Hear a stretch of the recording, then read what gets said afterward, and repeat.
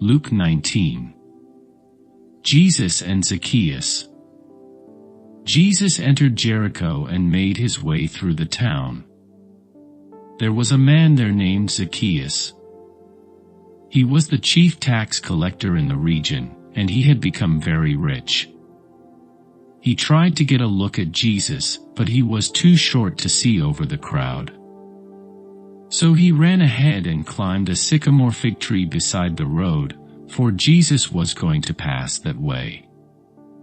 When Jesus came by, he looked up at Zacchaeus and called him by name. "Zacchaeus," he said, "quick, come down. I must be a guest in your home today." Zacchaeus quickly climbed down and took Jesus to his house in great excitement and joy. But the people were displeased. "He has gone to be the guest of a notorious sinner," they grumbled. Meanwhile, Zacchaeus stood before the Lord and said, "I will give half my wealth to the poor, Lord, and if I have cheated people on their taxes, I will give them back 4 times as much." Jesus responded, "Salvation has come to this home today, for this man has shown himself to be a true son of Abraham. For the Son of Man came to seek and save those who are lost." Parable of the 10 Servants. The crowd was listening to everything Jesus said. And because he was nearing Jerusalem, he told them a story to correct the impression that the kingdom of God would begin right away. He said, "A nobleman was called away to a distant empire to be crowned king and then return. Before he left, he called together 10 of his servants and divided among them 10 pounds of silver, saying, 'Invest this for me while I am gone.' But his people hated him and sent a delegation after him to say, 'We do not want him to be our king.' After he was crowned king, he returned and called in the servants to whom he had given the money. He wanted to find out what their profits were. The first servant reported, 'Master, I invested your money and made 10 times the original amount.' 'Well done,' the king exclaimed. 'You are a good servant.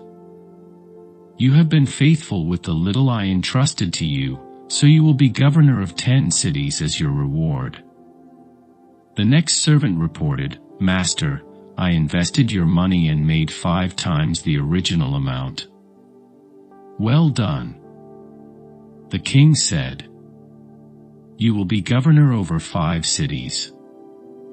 But the third servant brought back only the original amount of money and said, 'Master, I hid your money and kept it safe. I was afraid because you are a hard man to deal with, taking what isn't yours and harvesting crops you didn't plant. You wicked servant.' The king roared. 'Your own words condemn you. If you knew that I'm a hard man who takes what isn't mine and harvests crops I didn't plant, why didn't you deposit my money in the bank?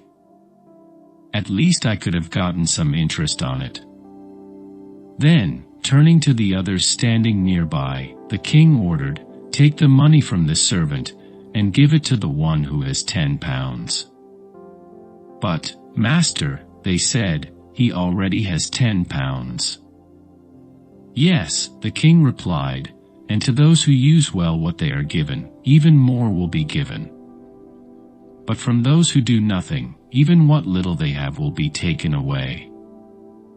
And as for these enemies of mine who didn't want me to be their king, bring them in and execute them right here in front of me.'" Jesus' triumphant entry. After telling this story, Jesus went on toward Jerusalem, walking ahead of his disciples. As he came to the towns of Bethphage and Bethany on the Mount of Olives, he sent 2 disciples ahead. "Go into that village over there," he told them. "As you enter it, you will see a young donkey tied there that no one has ever ridden. Untie it and bring it here. If anyone asks, 'Why are you untying that colt?' just say, the Lord needs it." So they went and found the colt, just as Jesus had said. And sure enough, as they were untying it, the owners asked them, "Why are you untying that colt?" And the disciples simply replied, "The Lord needs it." So they brought the colt to Jesus, and threw their garments over it for him to ride on. As he rode along, the crowd spread out their garments on the road ahead of him. When he reached the place where the road started down the Mount of Olives, all of his followers began to shout and sing as they walked along, praising God for all the wonderful miracles they had seen. Blessings on the King who comes in the name of the Lord. Peace in heaven, and glory in highest heaven. But some of the Pharisees among the crowd said, "Teacher, rebuke your followers for saying things like that." He replied, "If they kept quiet, the stones along the road would burst into cheers." Jesus weeps over Jerusalem. But as he came closer to Jerusalem and saw the city ahead, he began to weep. "How I wish today that you of all people would understand the way to peace. But now it is too late, and peace is hidden from your eyes. Before long, your enemies will build ramparts against your walls, and encircle you, and close in on you from every side. They will crush you into the ground, and your children with you. Your enemies will not leave a single stone in place, because you did not recognize it when God visited you." Jesus clears the temple. Then Jesus entered the temple and began to drive out the people selling animals for sacrifices. He said to them, "The scriptures declare, 'My temple will be a house of prayer,' but you have turned it into a den of thieves." After that, he taught daily in the temple, but the leading priests, the teachers of religious law, and the other leaders of the people began planning how to kill him. But they could think of nothing, because all the people hung on every word he said.